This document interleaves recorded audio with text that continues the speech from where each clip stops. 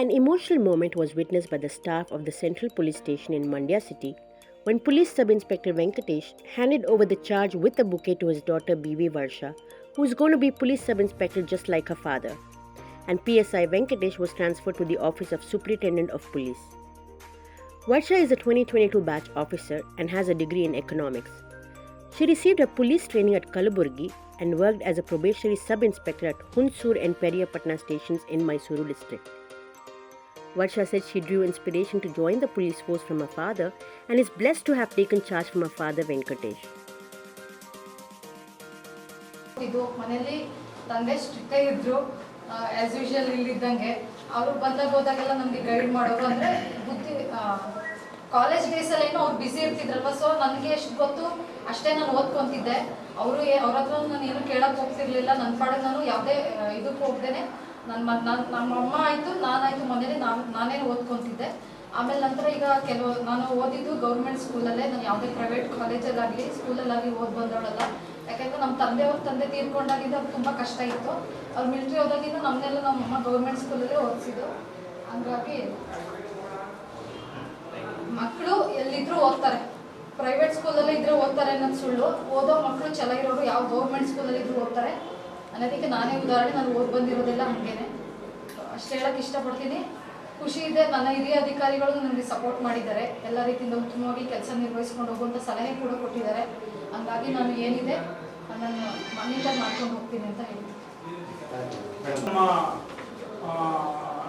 circle inspector ಸಾಹೇಬರು DSP ಸಾಹೇಬರು ಮತ್ತು ನಮ್ಮ SP ಸಾಹೇಬರು ಅಡಿಷನಲ್ SP ಸಾಹೇಬರು ತುಂಬ ಕೋಆಪರೇಟ್ ಕೊಟ್ಟಿದ್ದಾರೆ ಮಾಡ್ಕೊಂಡು ಹೋಗ್ತಾ ಇದ್ದೀನಿ ಕಳೆದ ಒಂದು 4-5 ವರ್ಷದಿಂದ ಮಂಡ್ಯದಲ್ಲಿ ನಾನು ತುಂಬ ಚೆನ್ನಾಗಿ ಕೆಲಸ ಮಾಡ್ತಾಯಿದ್ದೆ ಅಂತ ಅನಿಸುತ್ತೆ ನನಗೆ ಸಾರ್ವಜನಿಕರಿಂದಾಗಲಿ ಬೇರೆಯವರಿಂದಲೂ ನನಗೆ ಯಾವುದೇ ರೀತಿಯ ಕೆಟ್ಟ ಒಪಿನಿಯನ್ ಯಾವುದೂ ಸಿಕ್ಕಿಲ್ಲ ನನಗೆ ಖುಷಿಯಾಗಿ ಕೆಲಸ ಮಾಡ್ತಾ ಇದ್ದೀನಿ ಪೊಲೀಸ್ ಕೆಲಸ ತುಂಬ ಕಷ್ಟವಾದ ಕೆಲಸ 24 ಗಂಟೆ ಯಾವಾಗ ಬಂದ್ರೂ ಅದು ಕೆಲಸದ ಮೇಲೆ ಇರ್ತೀವಿ ಯಾವಾಗ ಕರೀತಾರೆ ಹೋಗಿ ಅಟೆಂಡ್ ಮಾಡಬೇಕು ಪ್ರತಿಯೊಂದು ವಿಚಾರದಲ್ಲೂ ಸಾರ್ವಜನಿಕರು ಪೊಲೀಸ್ ಇಲಾಖೆ ನಂಬಿಕೊಂಡು ಕೆಲಸ ಮಾಡ್ತಾ ಇದ್ದಾರೆ ಅಷ್ಟು ಸುಲಭವಾಗಿ ತಗೊಳ್ಳಿಕ್ಕಾಗಲ್ಲ ಬಟ್ ಇಷ್ಟಪಟ್ಟು ಕೆಲಸ ಮಾಡಿದ್ರೆ ಸಾಧ್ಯ ಈ ಒಂದು ಇಲಾಖೆಯಲ್ಲಿ ಹಾಗಾಗಿ ನಾನು ಅಲ್ಲಿ ಆರ್ಮಿನಲ್ಲಿ ಇರಬೇಕಾದ್ರೆ ಮನೆಯಲ್ಲಿ ನನ್ನ ಧರ್ಮಪತ್ನಿಯವರು ನನಗೆ ಯಾವುದು ಸಪೋರ್ಟ್ ಇರಲಿಲ್ಲ ಒಳ್ಳೆ ಎಜುಕೇಷನ್ ಕೊಡಿಸ್ಲಿಕ್ಕೆ ಸೊ ಹಾಗಾಗಿ ನನ್ನ ಹುಟ್ಟೂರು ತೊರೆಗೊಂಡಳ್ಳಿ ವಿರುದುರ್ಗ ಇದೆ ತುಮಕೂರು ಜಿಲ್ಲೆ ಕುಣಿಗಲ್ ತಾಲೂಕು ಅಲ್ಲಿ ಮಕ್ಕಳಿಗೆ